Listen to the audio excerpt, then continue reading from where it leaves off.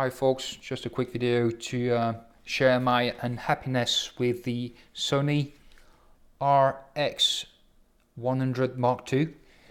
It's a camera I bought in 2014. I didn't use it at first because I was using my DSLR. I thought I was going to use it, but I didn't. When I started using it in 2016, it failed with this problem. The lens is stuck outside and I cannot turn it back on again. So I sent it, it was still under warranty at this time, so I sent it for repair. The camera came back, and after about another 10 minutes of testing, the same problem again occurred. Lens stuck, won't power up. I've tried different batteries, different way of charging it. I tried to have it on the USB cable to turn it on. Nothing would really happen. Still stuck, so I sent it for repair a second time, still under warranty, and they sent it back to me again, and it was working for about as long as I tested it at the time in 2016.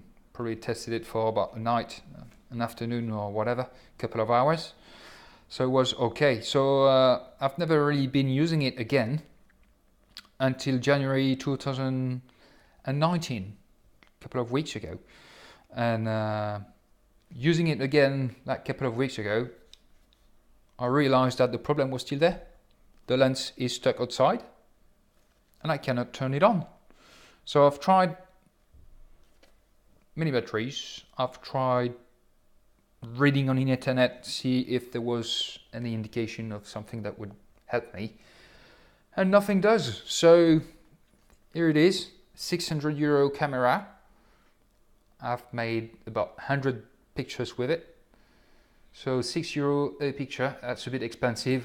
It's not under warranty anymore, and I've sent it twice already. I don't want to send it the third time and get the same problem again. So I'm going to send it to Sony one last time, and I'm going to tell them you can keep it. I don't want anything from it. I want to stay away from Sony.